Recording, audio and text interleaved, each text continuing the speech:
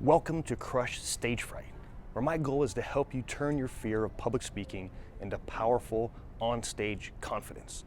My name's Chad Chesmart, and in this short video, I want to tell you the story about how this whole thing got started. You see, I had always been the shy kid for as long as I can remember.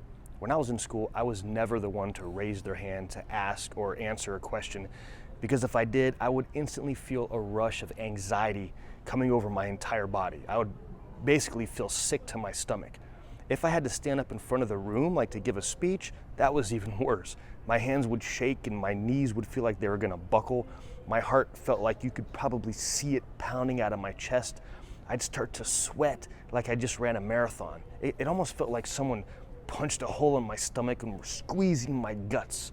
It just made me sick. It was the worst feeling in the world. The crazy thing is that even with all that fear, I had this deep desire to one day become a professional speaker and a professional entertainer. Because whenever I saw someone who was a great showman speaking to an audience, people like Tony Robbins or David Copperfield, because magic was my background, I would just fantasize about one day being able to stand on a stage and speak with that level of confidence someday. The problem was that I couldn't figure out how to stand up in front of an audience without feeling sick to my stomach every time, and looking ridiculous because of my shaky hands and my cracking voice.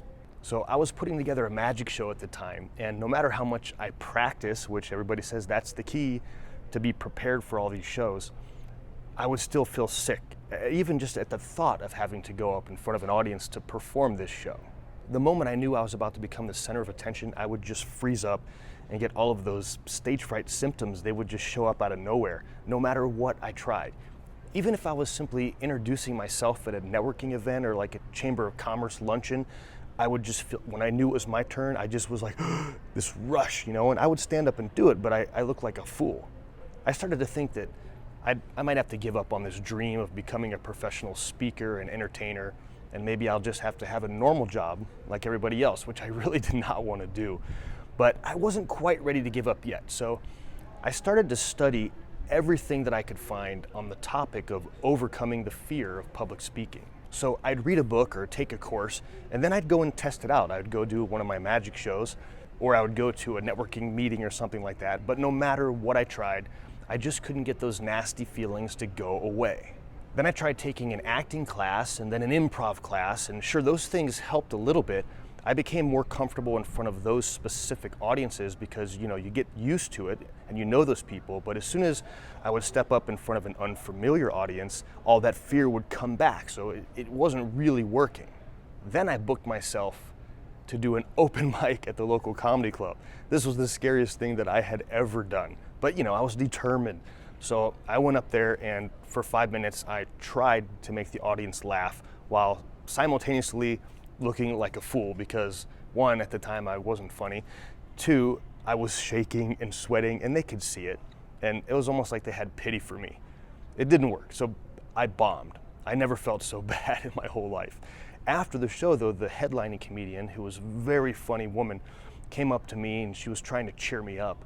And I asked her, I said, why don't you get nervous when you're up there? How do you do it? And what she said wasn't what I expected. She actually said that she totally does get nervous, but that she found a way to turn that nervous energy into on-stage excitement that fueled her presentation.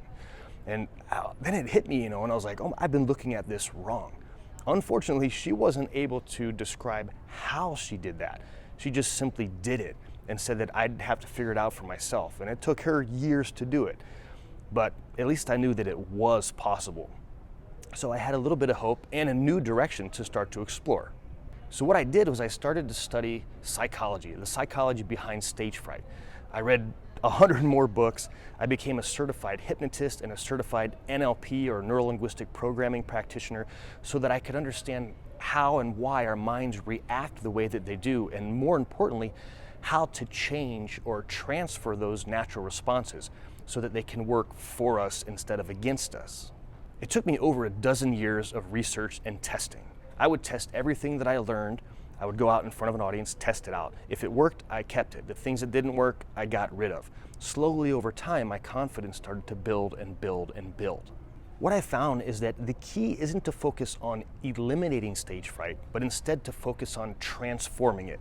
In other words, The key is to find a way to learn how to actually embrace and even crave those feelings that I got while speaking, which sounds crazy, but you can actually do it. And the difference in the way that you feel on stage once you're able to embrace those feelings is kind of like speaking as a caterpillar who crawls onto the stage when you're trying to fight stage fright, slow, dull, and boring, lacking any real energy, or speaking as a butterfly that can soar on stage, brighten the room, and have massive influence over the audience. As a result of making this transformation or metamorphosis, I've been able to speak and entertain in front of over 1 million people over the course of the years, and I get to speak as a motivational speaker to Fortune 500 companies, and I'm now a headlining comedy magician and stage hypnotist on the most luxurious cruise ships in the world. In fact, that's where I'm right now, the anthem of the seas. Now, I'm not saying this to brag, but just to let you know that you can get over stage fright, and you can learn to love speaking in public. Throughout this journey, I've realized that anyone can learn how to become a great speaker or entertainer if they just learn to change the stage fright wiring in their minds. Look, stage fright isn't something to be ashamed of. It's just our brain's natural response to a situation that it wrongly believes is a dangerous situation, when in fact, standing in front of an audience with the ability to confidently share your message with the world is one of the most powerful and fulfilling skills that you can have. Just know that overcoming your fear of public speaking is possible. And the first step is to stop trying to completely eliminate those feelings and instead find a way to welcome them. And my goal is to help you do just that. Until next time, this is Chad Chesmark, and I will see you on stage. So long.